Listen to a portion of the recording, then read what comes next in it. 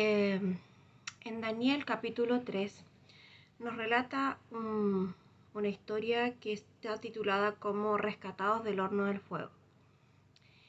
Esta historia cuenta sobre que el rey Nabucodonosor había enviado a construir una estatua gigante a la cual cuando escuchara la gente una música, debían adorarle como si fuera un dios.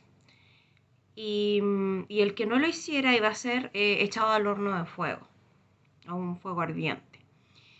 Y unas personas acusaron a 3 jóvenes judíos que cuando había sonado la música no habían adorado a esta estatua.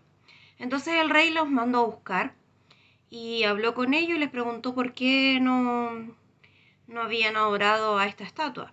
Y ellos le dijeron que tenían un Dios al único al que adoraban y no tenían por qué adorar esa estatua. Y en el versículo 17 del capítulo 3, como les digo, de Daniel, dice: He aquí nuestro Dios, a quien servimos, puede librarnos del horno de fuego ardiendo, y de tu mano, oh rey, nos librará.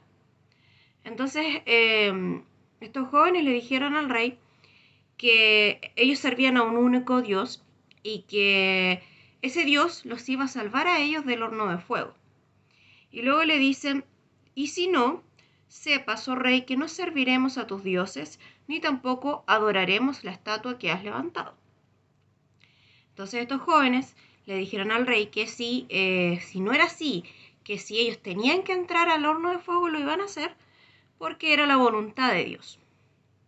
Entonces, aquí podemos ver en el versículo 17, primero que estos jóvenes tenían una convicción y de que no dudaron del poder de Dios.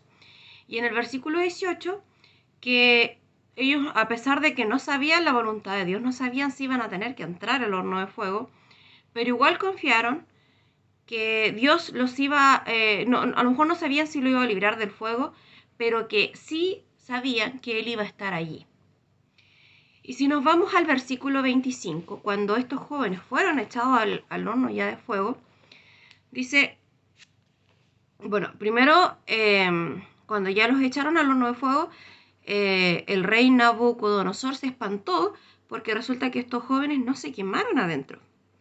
Y en el versículo 25 dice: y él dijo: he aquí, yo veo cuatro varones sueltos que se pasean en medio del fuego sin sufrir ningún daño, y el aspecto del cuarto es semejante al Hijo de los Dioses. Aquí vemos que estaban los 3 jóvenes con uno más, y ese uno más era un ángel que había enviado al Señor a estar con ellos.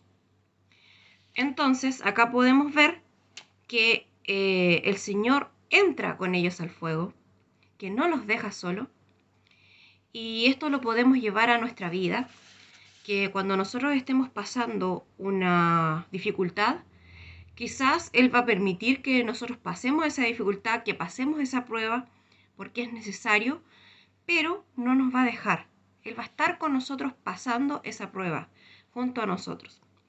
Y esta historia nos enseña que debemos creer en su poder, que debemos confiar en su voluntad, que nos debemos mantener firmes, fiel a Él, no confiar en otros dioses que nos quieran imponer.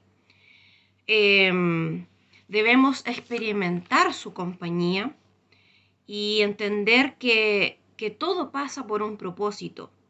Al final de esta historia, cuando ya sacaron a estos jóvenes del fuego, la gente que los vio que estaban sanos, que no tenían quemaduras ni nada, empezaron a creer en su Dios, en nuestro Dios.